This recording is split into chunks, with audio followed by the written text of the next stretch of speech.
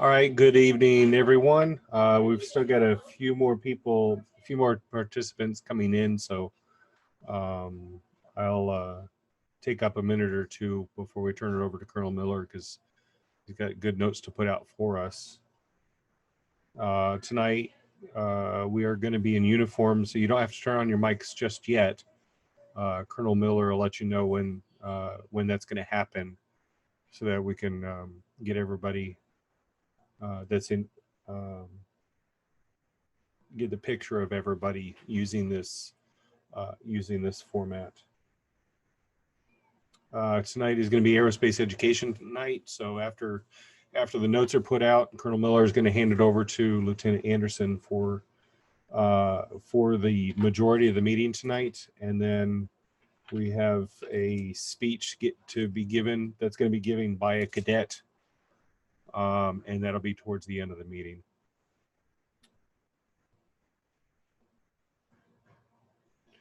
All right, Colonel Miller, you want to take it from here?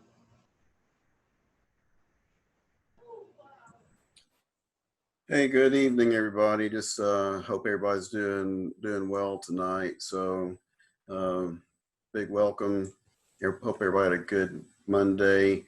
Looks like we had a little bit of rain today, so glad to see we've got some good participation. Looks like we have about 26 people. I'm gonna have to figure out how to get everybody's pictures a little bit bigger, but I'll do that as here in a little bit. But just a couple of notes. So every Thursday night there's been some NISA training going on. So they're doing ES training virtually, something that we're all kind of getting used to. So I think this Thursday night is going to be a special night. Colonel Damaris, I'm sure a lot of y'all have heard his name. He is a Civil Air Patrol Director of Operations, and he's going to be hosting the training this week. So it's going to be a special, event where you get to tune in and hear him, speak live and give an overview of, Civil Air Patrol operations. Captain Tracy Miller is going to send out a link to the squadron for those of you that might want to call in and listen to it. I think it'll be, worth hearing. There was one thing that came out of interest, and I don't know if Pete has anything that he can say about this later, but there was an email from the wing commander, Colonel Harris, that was talking about a Florida wing encampment planning, that's going on for the winter encampment. So it looks like the date for that was December 20th. And he said, if you want to attend it, to go, fill out Cap Form 31 and pass it through the chain of command. He did say if the numbers are high enough that they would look at bus transportation over to encampment and back. So that's kind of a loaded statement, perhaps. I don't know what that means, if they'll be departing from Maxwell Air Force Base or where that would be. And it's also, I'm sure, making an assumption that, COVID is going to be somewhat better, because right now, we're restricted to how many people we can, get to meet together. So that'd be an interesting bus ride, everybody wearing masks, if they would allow that. So I'm sure there's a lot more details to come, but still, in the event you think you might be interested, I'd go ahead and be filling out those Cap Form 31s. That's really all I have to say. So, I did get a request from the wing PAO to send a squadron picture. Well, we don't have a current squadron picture, so the recommendation was, if we're doing virtual meetings, to go ahead and use the virtual meeting to, capture some, pictures. So I see a lot of uniforms, and that's a good thing. Polo shirt, that's me, but I'm gonna turn my picture off anyhow, because I'm gonna try to do a screenshot and they don't need to see me over here pulling funny faces trying to figure out how to do something. So what my recommendation is going to be, you can see yourself in the video, so we really kind of want it to be kind of tight. You don't want to be sitting way back, because I mean, you got to think we've got this many people that's going to have to try to fit in on a magazine cover. So I would recommend, as good looking as you are, to get in as close as you possibly can. So given that, I'm gonna just kind of play with this, and there we go. So I've got, I see some people that are not presenting their pictures. Yeah, go, everybody go ahead and turn your cameras on, please. Now, I'm going to have to stop mine because I'm not going to be able to do what I'm asking y'all to do. So, I see some people ducking.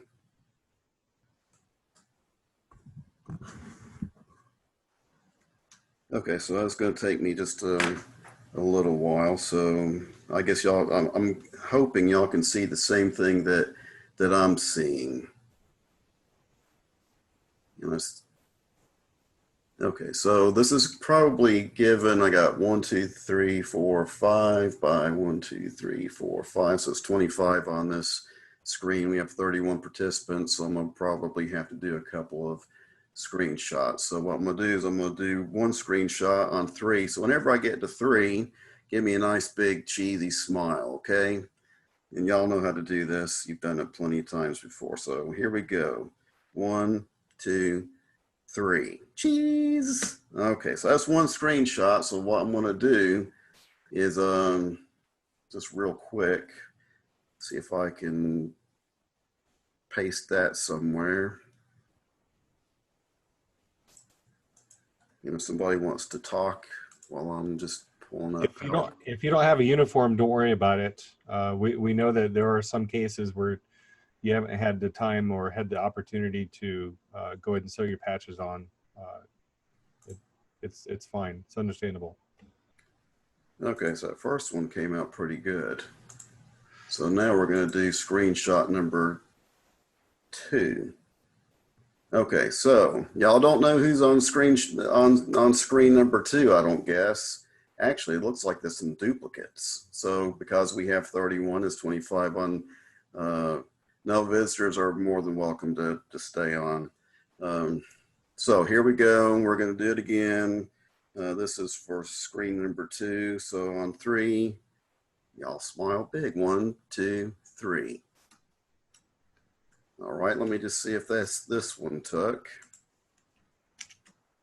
Oh man, that's great. Okay, so I like that. So some people made it onto, into the picture twice, just because, like I said, we had some overlap. So I'll try to use the better of the 2 pictures if I see anything that's a little bit dodgy. So, okay, so given that, I'm gonna log off here and go work on, well, I'm going to listen to the training actually, but I'm going to go work this composite video or picture and send it to the Wing PAO. Thanks everybody for participating in this. It was a lot of fun for me to take a picture again. So there we go.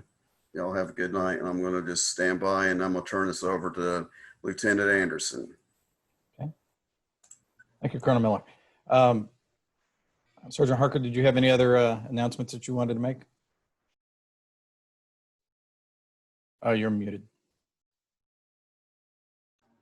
Let me take up about 2 minutes of your time. No problem. We've had continuing to have cadets go through the promotion, the leadership, and their aerospace education test. Kudos to you. Just take the time, press on with those. I know Wiseheart and a couple others had just finished. Worley had just completed theirs. You have to wait a few more days before we can promote you again. So just hold tight. But if you do have any other requirements that you want to complete, it's not required, but your drill or your physical fitness test, you're more than welcome to send those results back to us so that we can record those. Continue to work on those other tasks that are in e-services, the ground handling, the wing runner course, just to and also the GES, the 116 General Emergency Services. We do have a number of visitors here tonight for the second or third time. And I do have in the chat the link to officially register. You can click on that. There is some information that I will post onto the chat also so that you can complete that registration. And once you submit it and also make the payment, then you're officially part of our ranks, and then we'll be sending out more information. And if you do have any questions, I'll take those offline. And then we also do have one cadet for that is giving a speech tonight. And that's it for me for now. Thank you. Okay, excellent. Thank you, Sergeant Harker. Okay, so tonight's aerospace. Give me a second. I've got a lot of moving pieces on this one. So as things go through, if something gets messed up, if somebody would be kind enough to speak up, I would appreciate it. So right now you should see the presentation. Is that what folks are seeing? It works. Excellent. Okay. So let me, why am I not interacting? Give me a second. This is one of those issue things. Okay, perfect. So from an aerospace education, so the last couple of meetings I've been kind of harping on Cyber Patriot and Cyber Start. We still have 3 positions for Cyber Start if you're interested. I think the teams are doing really well. The team is doing really well. And if you want to find out more about that, talk to Cadet Major Anderson, and he'll give you some more information. Team America Rocket Challenge. It's kind of amusing what they've done this year is they've decided to, or because the competition was canceled, those teams that were already formed as of May 31st get to actually compete in a moon mission using Kerbal Space Program. So those keys should be going out to the members of the TARC team today. If you don't see them, please let me know. Unfortunately, if you weren't a member of the TARC team on the 31st of May, you can't join this year, but next year we will also be doing TARC, so feel free to join us then. I will make an announcement sometime around the October timeframe for that. So for tonight's meeting, we're going to be covering the least completed module that any of you cadets have done, which is the spacecraft. This is module 6 of the aerospace dimensions. This is going to be round 2. About 2 months ago, we did round 1 where we talked about satellites and apogee and perigee and orbits. This time we'll be getting into the manned space program. I'm going to be going over specifically what's needed for the test. You should have received something from me about an hour before the meeting. It was a PDF file. If you have that, that's great. If you have it printed out, if you have it up on the computer, that will work too. It's a PDF that can be edited. If you fill out the information as we're going through the presentation, it provides you a great study guide that covers all the information in this section for this module. Okay, and then at the end, I'll talk about sending something to space. So there's a bunch of stuff they want you to learn, but we'll just jump right into it. So a bunch of firsts in space. So one of the firsts in space that you need to know is Sputnik. We actually covered this last time. And Sputnik 1 was launched by the Soviet Union in 1957. It was the first artificial satellite. And it basically it transmitted a beep. It had a beeping sound as it went around. And it was essentially a sphere with 4 antennas on it. There were 10 Sputniks launched over 4 years, in just less than 4 years. And Sputnik 9 and 10 prepared the way for the first manned space flight program in the Soviet Union. So this was approximately 1 year before the first American satellite. So if you have that sheet, there should be something on there about Sputnik 1 being the first launch. The next one is Yuri Gagarin. He was the first human in space. In April of 1961, he orbited the Earth once, and he described sights that no human eyes had ever seen before. So, and this was about, again, the Russians were about a year ahead of us in the space program. So what I'm going to do is I'm actually going to try to show a video here, and at the end of it, you can tell me if it worked or if it didn't.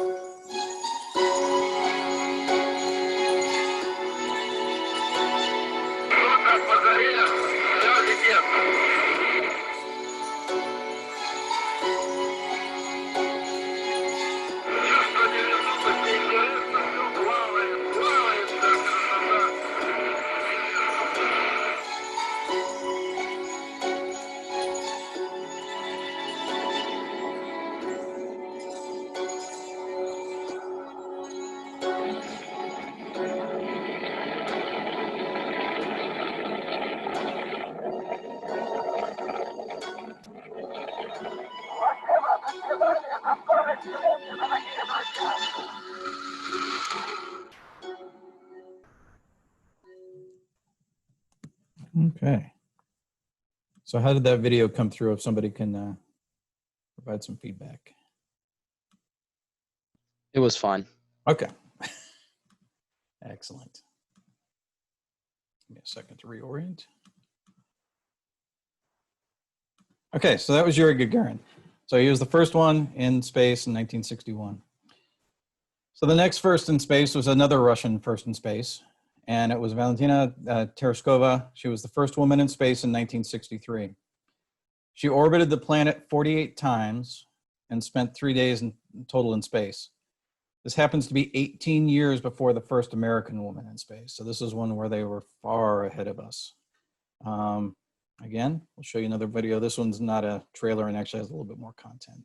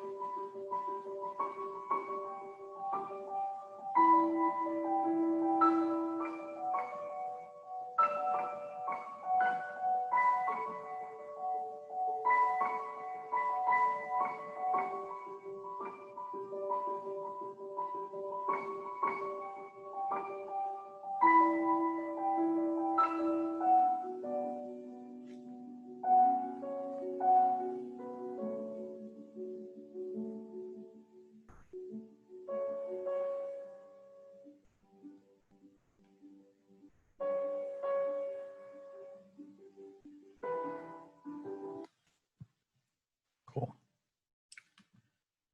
So, first woman in space. So again, keep up, if you're keeping up with it, check that forum and keep following along. So the first spacewalk is another Soviet first. Cosmonaut Alexei Leonov on March 1965 completed the first spacewalk, about 20 minutes in space, and 2 months before the first US spacewalk. You know, this was kind of an interesting time. You know, there was concern of, you know, you've got to get your spaceship up there, you've got to get in orbit, you got to get that stabilized, and then you've got to get out in the spacesuits. And spacesuits hadn't been developed yet, so there was concerns on, you know, how much mobility can you have, how can you get back into your spacecraft, and that was one of the issues. So let's go take another look at that video.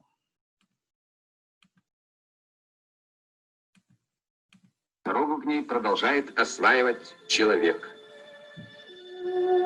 В Советском Союзе впервые в истории осуществлен выход человека из корабля в космическое пространство. Это подлинные документальные кадры. Они сняты 18 марта 1965 года автоматической кинокамерой, установленной на борту космического корабля «Восход-2». Пилотирует корабль Павел Беляев. Вышел из корабля Алексей Леонов. Человек в межпланетном пространстве. И он живет, работает, улыбается. Значит, люди смогут стыковать корабли, монтировать орбитальные станции, пересаживаться с ракеты на ракету, выходить из аварийных ситуаций. Смелый и важный шаг совершен по пути к Луне. И первыми совершили его советские люди.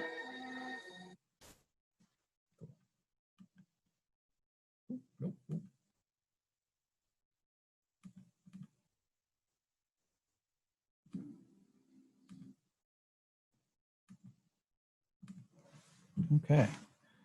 So any questions so far?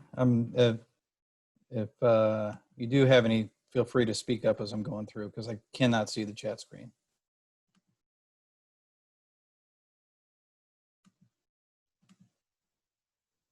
take that as a no. So we talked about the first man in space, the first woman in space, the first spacewalk. The first space station in space was also a Soviet first. Salyut 1 was in 1971. A total of 7 Salyuts were launched, and the Salyut 7 fell back to Earth in 1991.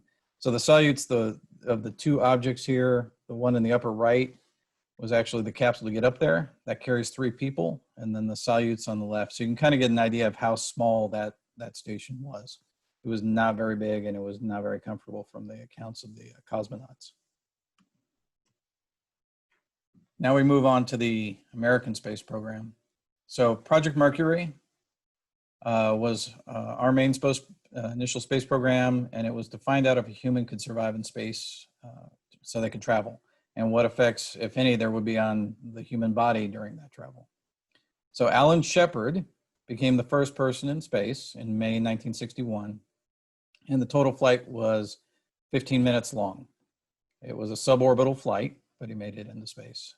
In 1962, John Glenn became the first American to orbit the Earth in Friendship 7. You can see Alan Shepard on the upper photo with a Redstone rocket, our namesake, and then John Glenn on the bottom on an Atlas. And we've got a video for that one too. Can you please go back for a sec? What was that? I'll switch it back for a sec. Please? Yep. Yeah. Give me a sec. Boom, boom. And there.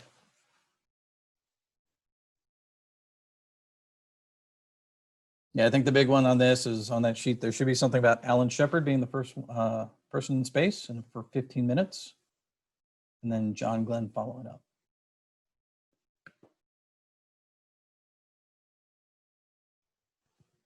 Good.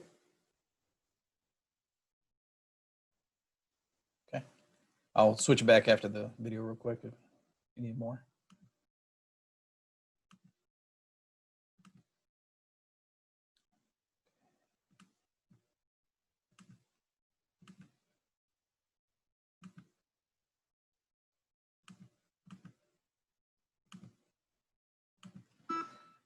Project Mercury, America's first human spaceflight program, lasted from 1958 to 1963. And in those few years, NASA went from a rocket that launched half an hour before it was supposed to and blew up on the launch pad, by the way, all the way to putting someone in orbit for almost a day and a half. And at every step of the way, they were solving problems that influenced the future of the American space program. Project Mercury started out with 3 specific objectives. 1, NASA wanted to put a human in orbit around Earth.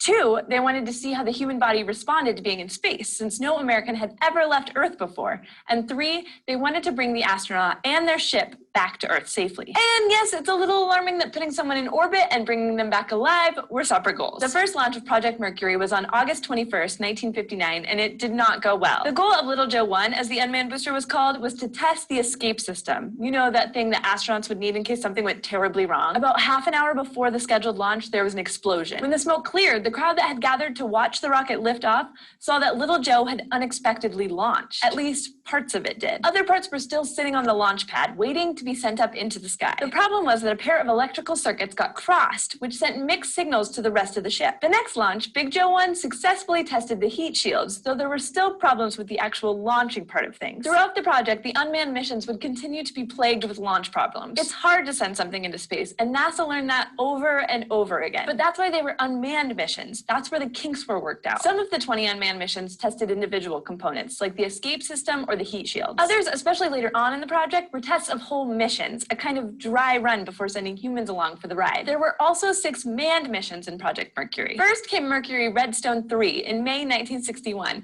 which made Alan Shepard the first American to ever reach space. He was also the first person to ever go to space and then land back on Earth inside the capsule, since the 2 Soviet cosmonauts who had gone up earlier in 1961 both ejected from their ships and parachuted down to the ground. The third mission was Mercury Atlas 6 in February 1962. It brought John Glenn into orbit, making him the first American American and the third person in human history to ever orbit the Earth. You might have noticed that I skipped the second manned mission, the one between Shepard's and Glenn's flights. That's because the second and fourth missions of Project Mercury had a very particular purpose. They were duplicates of the previous missions. So Mercury Redstone 4 with Virgil Grissom on board was pretty much a carbon copy of Shepard's flight 2 months earlier. And Mercury Atlas 7 with Scott Carpenter on board was pretty much a carbon copy of Glenn's orbit. Project Mercury had a lot of scientists working on it who knew that there's no use doing something once if you can't prove that you can do it again. And that turned out to be a good idea. After Grissom became the second American in space, his capsule landed in the Atlantic Ocean and pretty much sunk like a rock because the hatch blew open. He got out safely, but the capsule itself wasn't recovered from the bottom of the ocean until almost 40 years later in 1999. Now, Project Mercury could have stopped after Carpenter's orbits, but it had 2 more manned missions to go,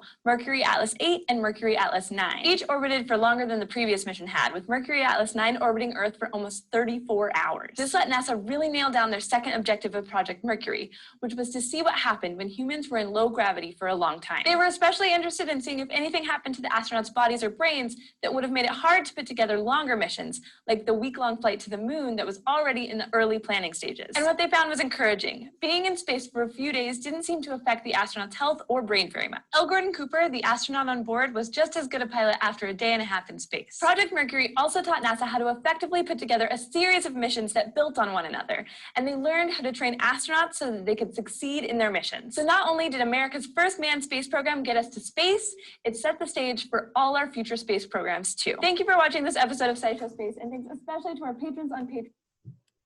Okay, cool.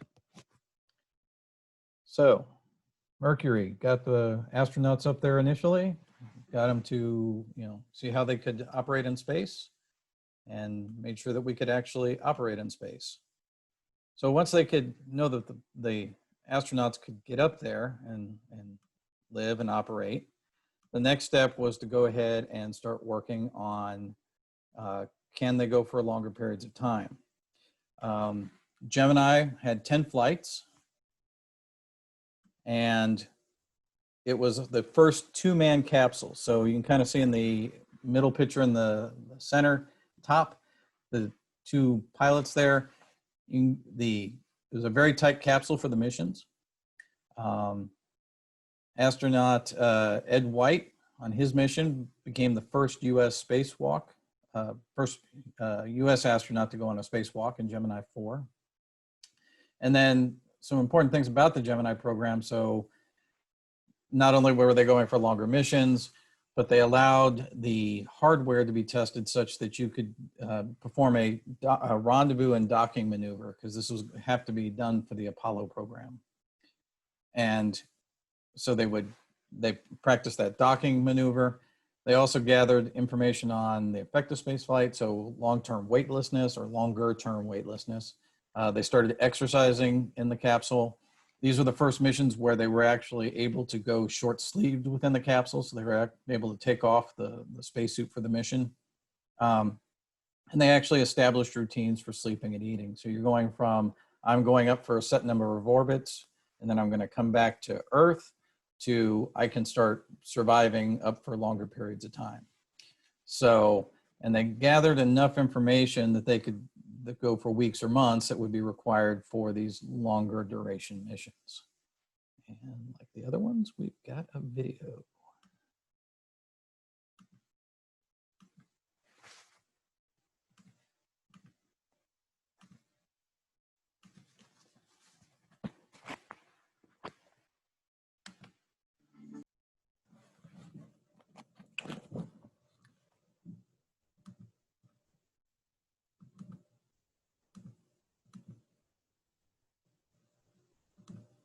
There we go.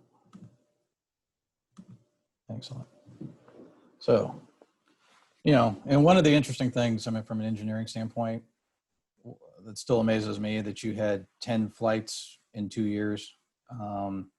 That's not something we do these days. Oops. Let's go to the next one. So got them up into space. We got it to the point where we can maneuver the craft. We can go that longer duration. So the next step was to go to Project Apollo.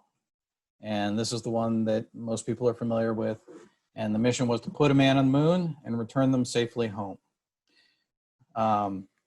So several of the early flights traveled to the moon, orbited and returned. Apollo 11 is the one that landed on the 20th of July in 1969. The two first need to be, or the two things that need to be recorded on that one is Neil Armstrong was the first man to walk on the moon, and Buzz Aldrin was the second. There were 6 more flights conducted.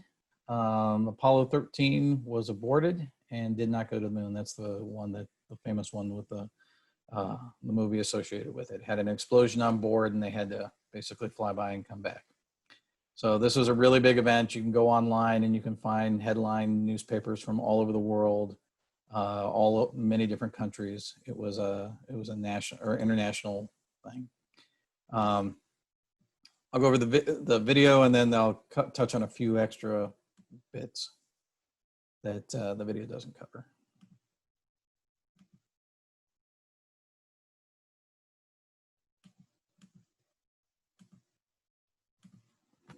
Today, men first left the protective atmosphere of Earth to walk in the vacuum of the moon.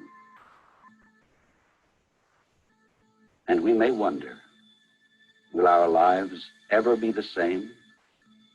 Will future generations look back from the Earth, from another planet, from another star, and say, this was the beginning?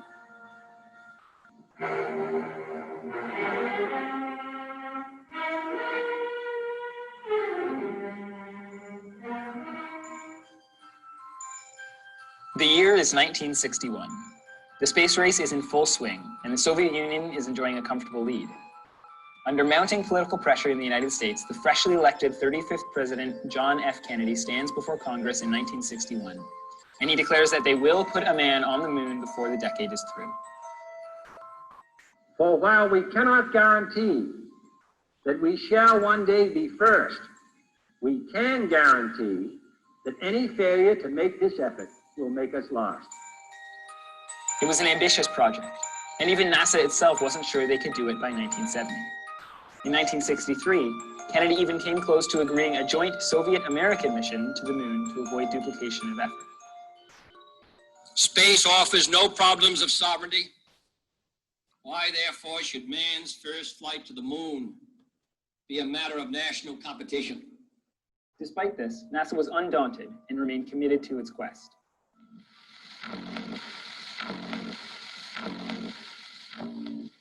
How to approach the moon was one of the first big questions. Could you directly fly a spaceship there, go out for a wander, and then zip back to Earth? Or did you need something a little bit more elaborate? The option finally chosen was that of a lunar orbit rendezvous. This meant that a ship would launch from the Earth and stay in orbit around the moon while a smaller craft, a lunar landing module, descended to the lunar surface. The same lander would then ascend to bring the astronauts back to the mothership. This method had the added benefit of being able to use the lunar module as a lifeboat, a feature that came very handy when the oxygen tank exploded aboard Apollo 13. By 1967, following nearly 20 unmanned missions, equipment improvements, and nerve-wracking delays, NASA was ready to launch the first 3 Apollo astronauts to space: Gus Grissom, Ed White, and Roger Chaffee. But Apollo 1 would never make its launch date. Disaster struck when, during a training exercise, a fire broke out in the cockpit and all 3 men perished. 16 months later, after numerous changes to spacesuit and spaceship design and 3 unmanned missions, NASA was again in a position to restart manned missions. Apollo 7 tested equipment in Earth orbit, and quickly thereafter, Apollo 8 became the first lunar orbiting mission, sending pictures of the moon's surface to Earth via a live broadcast on Christmas Eve, 1968. Apollo 8 coming to you live from the moon. I know my own impression is that it's a vast, lonely, forbidding type. NASA got ever closer to its goal with each mission. And then finally, on June 20th, 1969, Apollo 11 made history by landing the first 2 humans on the moon. The Eagle has landed. Roger, Tranquility. We copy you on the ground. You got a bunch of guys about to turn blue. We're breathing again. Thanks a lot. Neil Armstrong and Buzz Aldrin took those first steps on an alien landscape. watched over by their third teammate, Michael Collins, who was watching with anticipation from the orbiting mothership. That's one small step for man, one giant leap for mankind.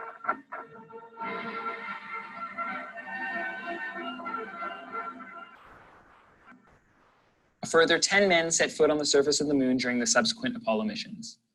Altogether, the Apollo astronauts spent tens of hours on the lunar surface, collecting hundreds of pounds of rocks and soil samples, and taking thousands of photos. The United States claimed the victor's crown in the space race, but the effects of the program reverberated throughout the world. The excitement of the mission, the tension and drama of the splashdown, they remain only in our memories. And in time, they'll be replaced in the future by other missions, other memories.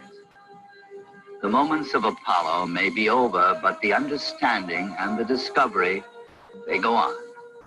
And the full meaning, the real meaning, may yet be in the future too. But for now, for the present, the images and the sounds provide meaning enough to each in his own way and to each in his own time.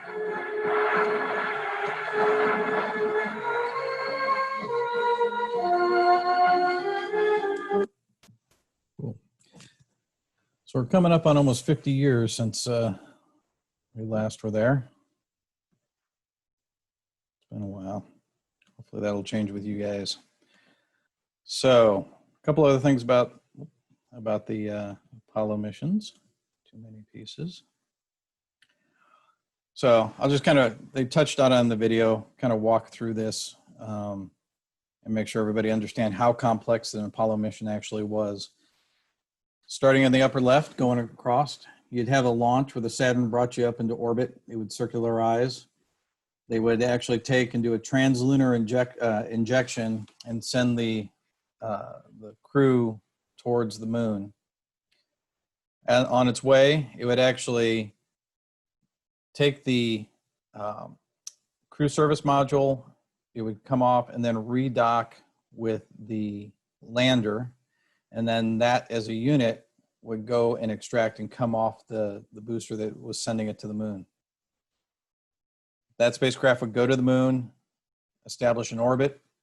Again, you would have a separation of the service module and the lunar lander. And then there would be a powered descent onto the moon's surface.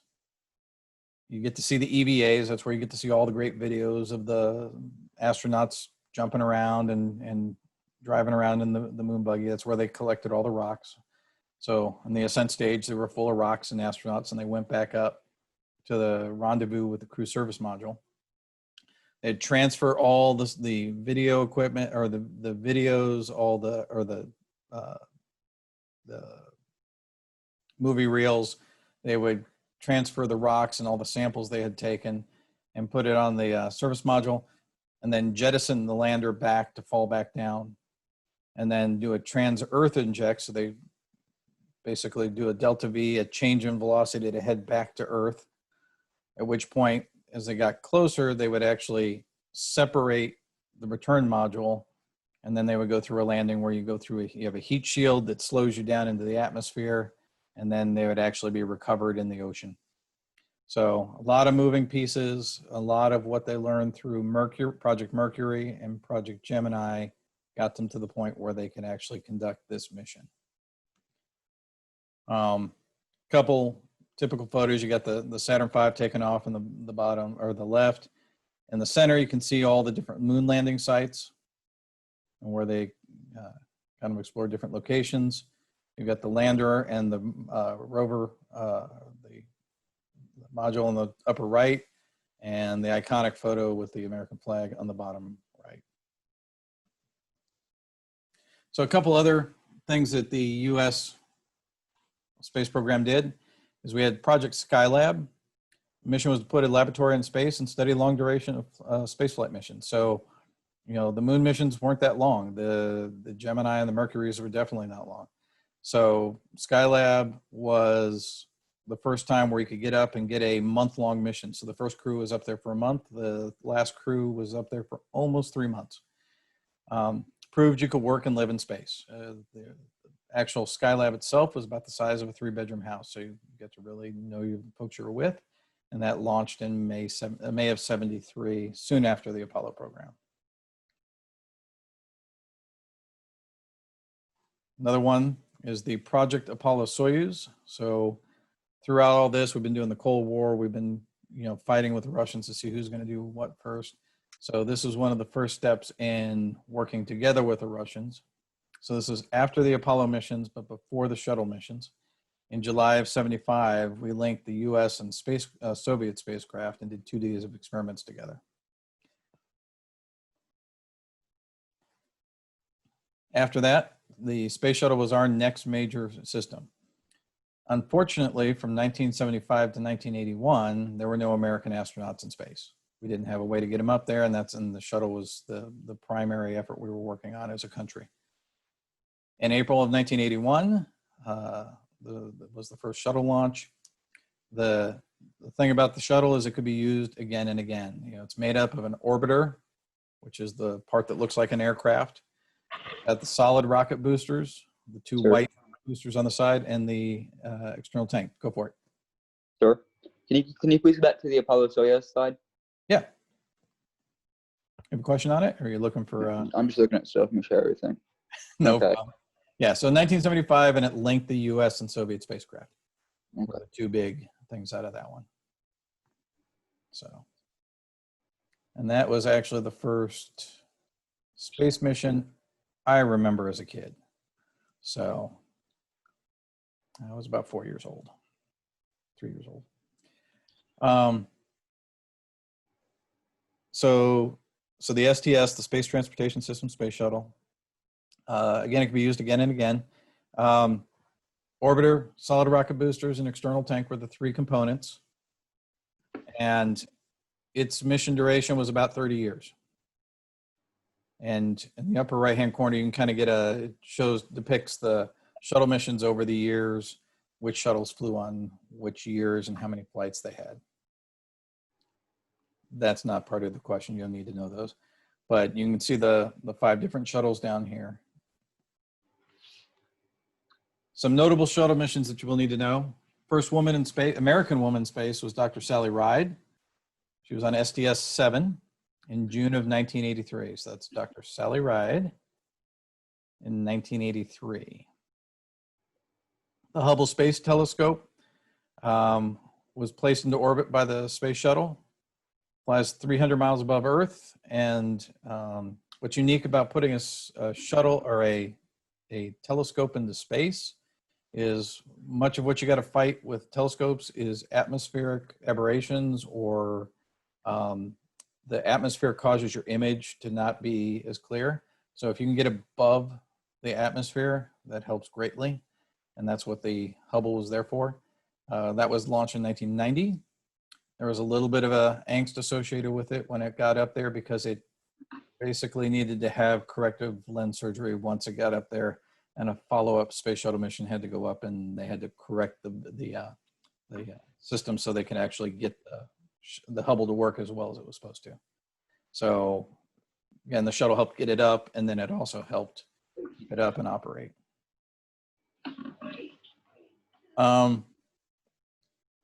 You can catch these.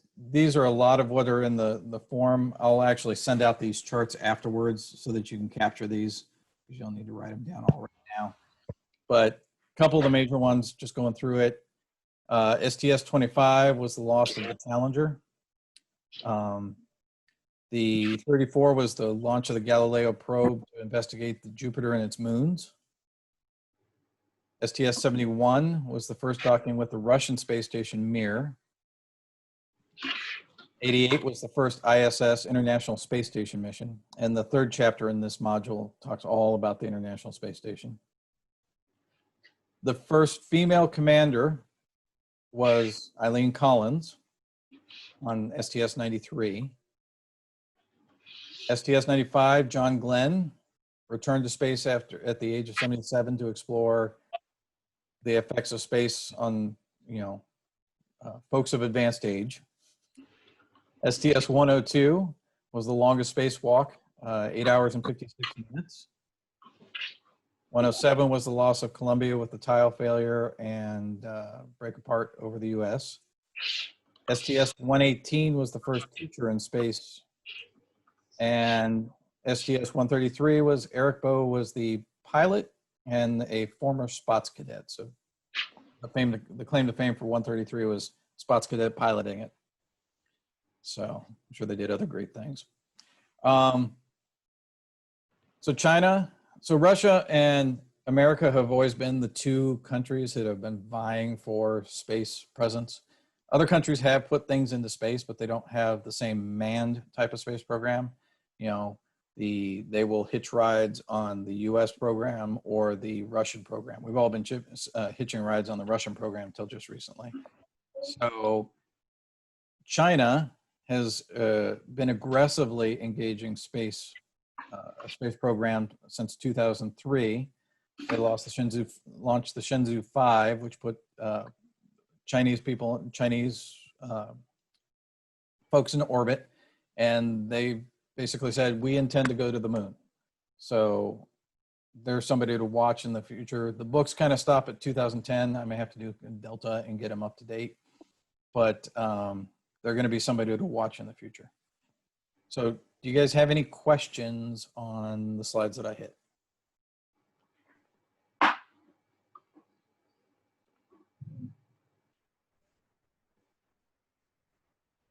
Okay, cool.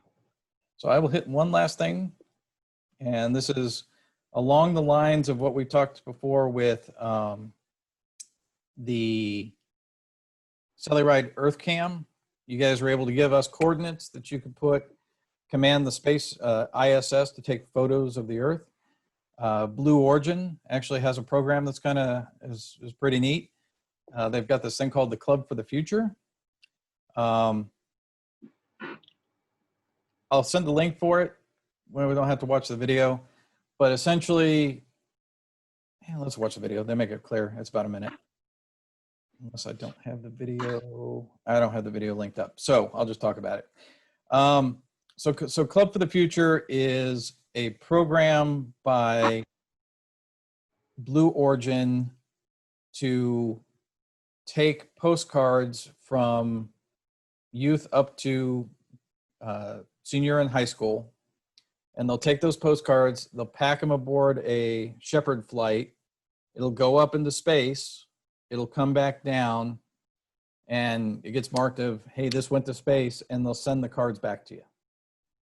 So this is a great opportunity to have some memorabilia that actually went to space. And if you're interested in doing that, I'll send out the link, and would love it if, you know, a couple of you sent them up and then, you know, brought them back to a later meeting and shared what got sent up. So you can, they basically want you to draw a picture or write something about, you know, the importance of space to you and send it off. So if that sounds interesting, that would be a great thing for you guys to try. Okay. And at that point, that's all I really have for tonight. So I'm going to turn this back to Sergeant Harker, unless there are any questions. Mr. Anderson, yes. Actually, I'll text you in the chat. Okay.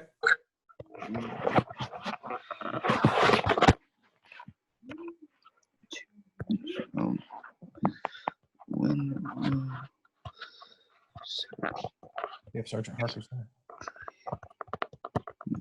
There we go. Over to you. I had to step away for a second. Am I up now? You are. All right, thank you. Do you want to read through the chats to answer any of those? Yeah, I'll scan through and see what I can get. Okay.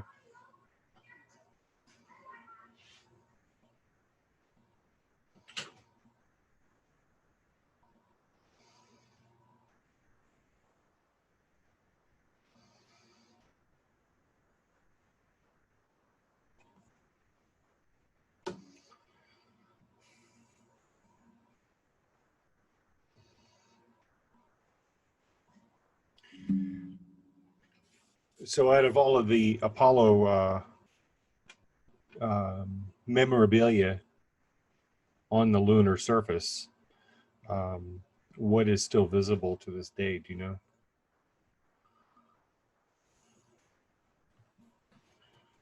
I don't know. I'll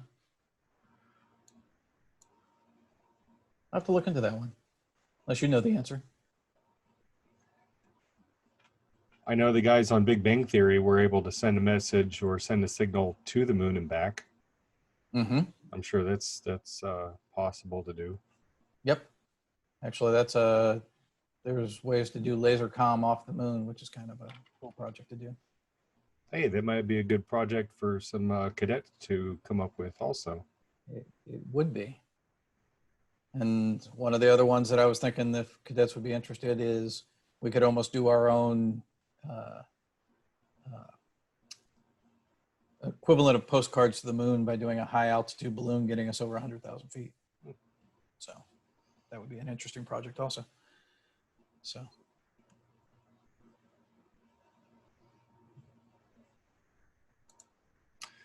Amateur radio can do a moon bounce with the correct equipment. Yes, actually, I've seen that, Cadet Coit. There's a couple write-ups out there. I know that anybody that's into ARRL or other amateur radio magazines or organizations, there's some write-ups out there for people who have done that. It's pretty interesting how the setup is.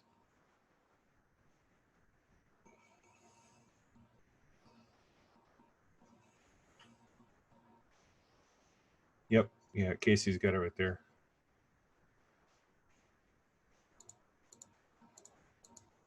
I sat in a shuttle simulator. Did I tell you that? I think I have.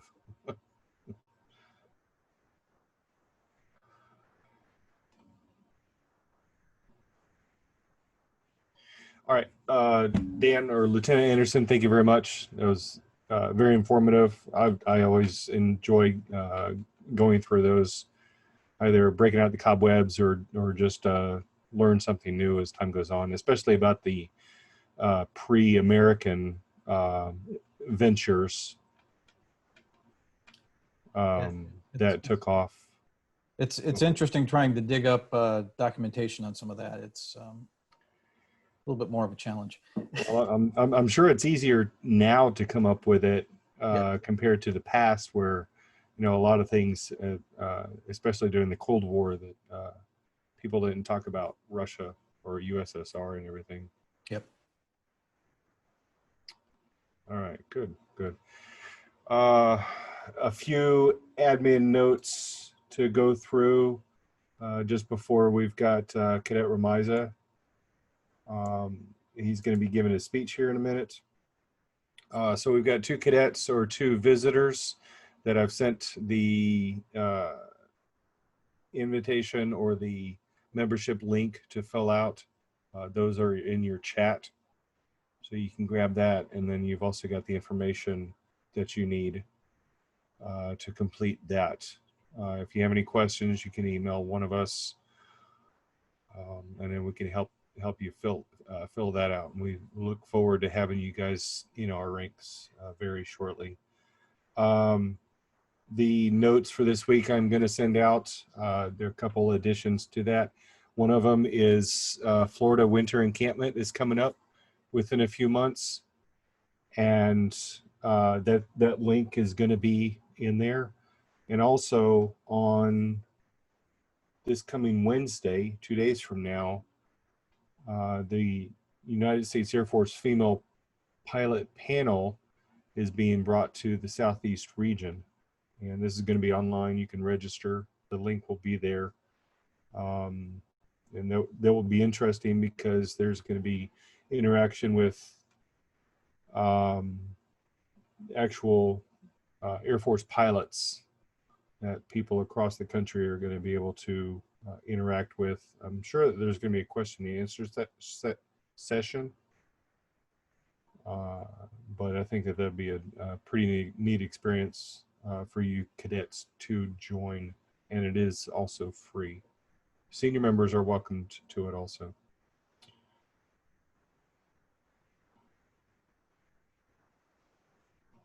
All right, so I don't have any other notes.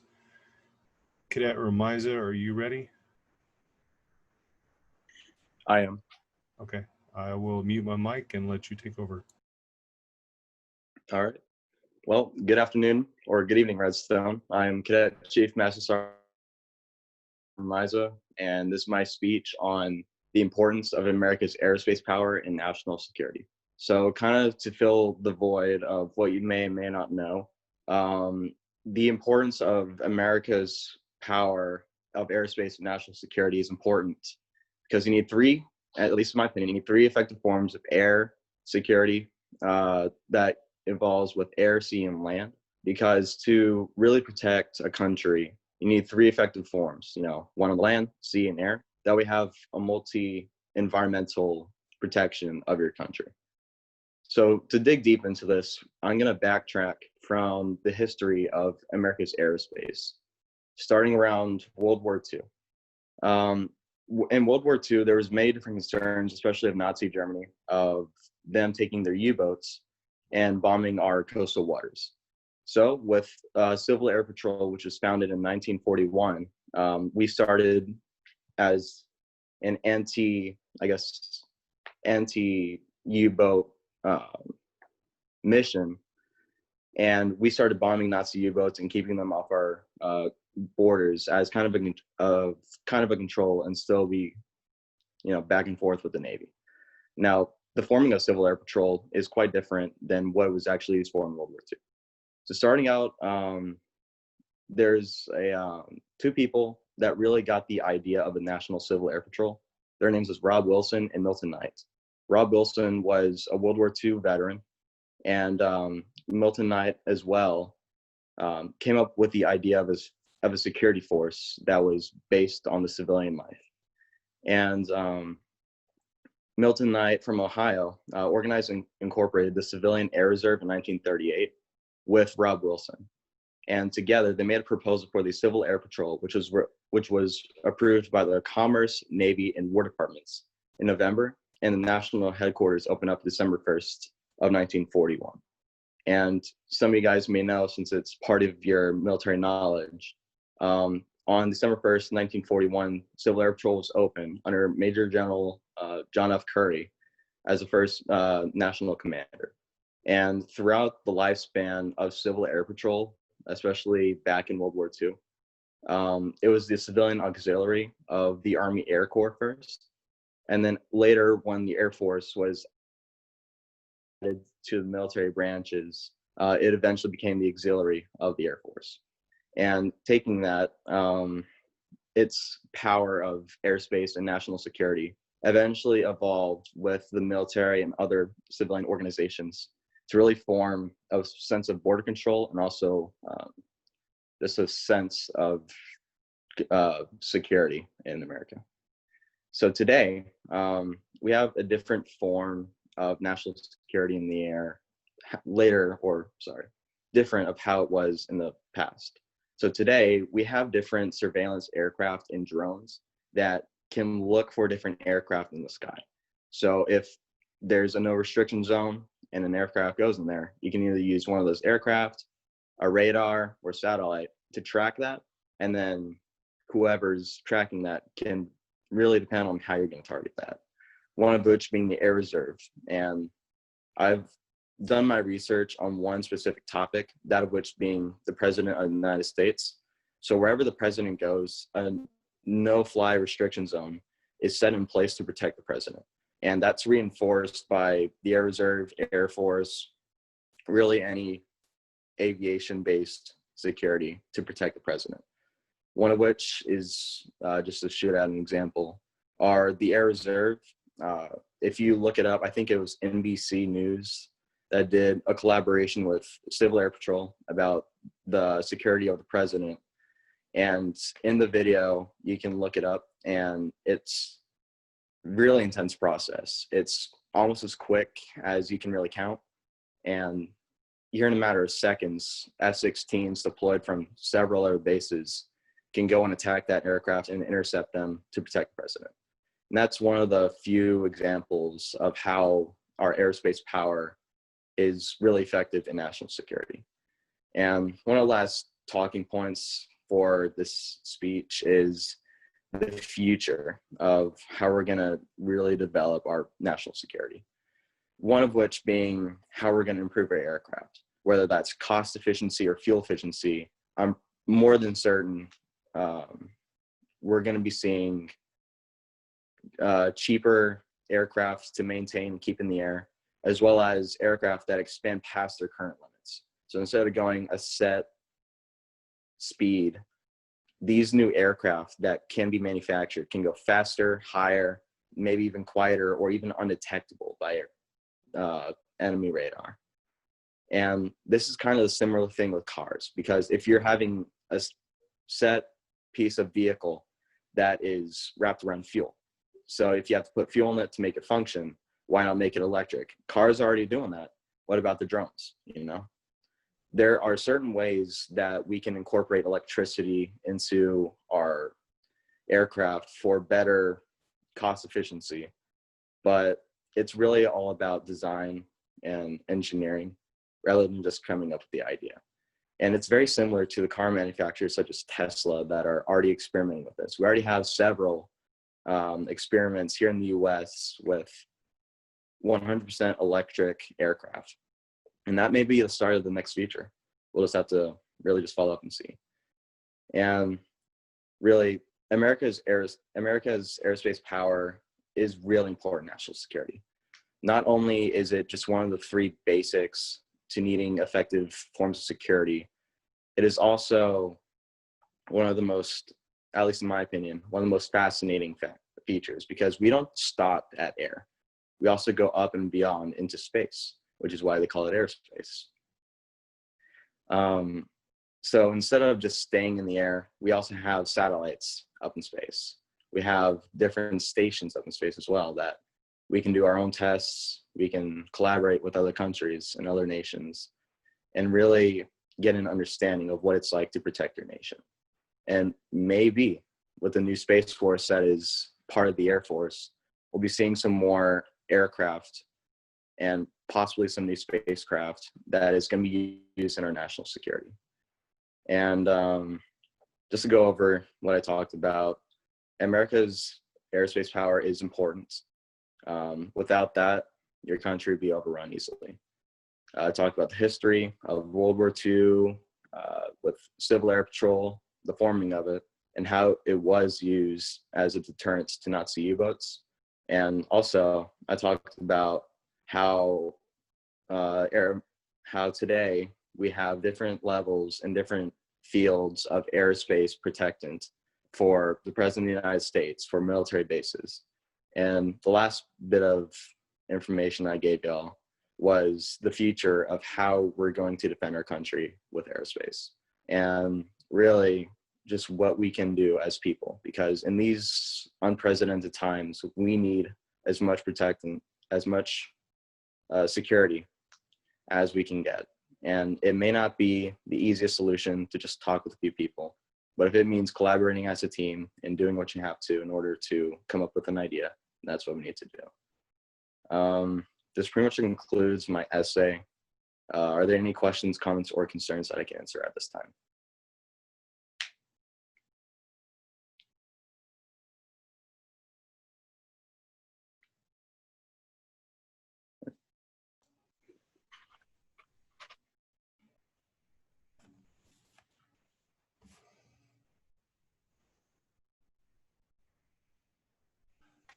All right, thank you guys. Cadet Remiza, I've got one for you since nobody else wants to speak up. Absolutely. Is Civil Air Patrol poised, or are we setting you guys up for success to be able to take us into the next generation? There's a lot of training. In my opinion, yes. There's a lot of different things in Civil Air Patrol that you can incorporate into your later life. One of which being obtaining the private pilot's license, because that could mean another pilot that can be surveilling the United States and really looking out for our national security. Or you can do different levels of cybersecurity. So we have different programs in Civil Air Patrol that really helps with that. Okay, good.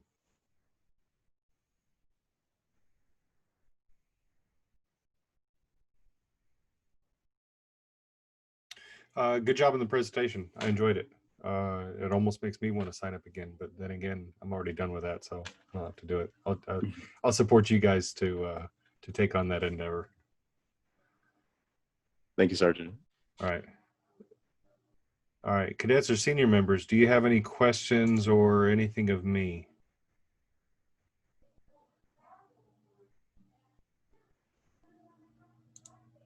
Okay, I will stay on until everybody else bails out. You guys are welcome to stick around if you want to, but I'm sure that you're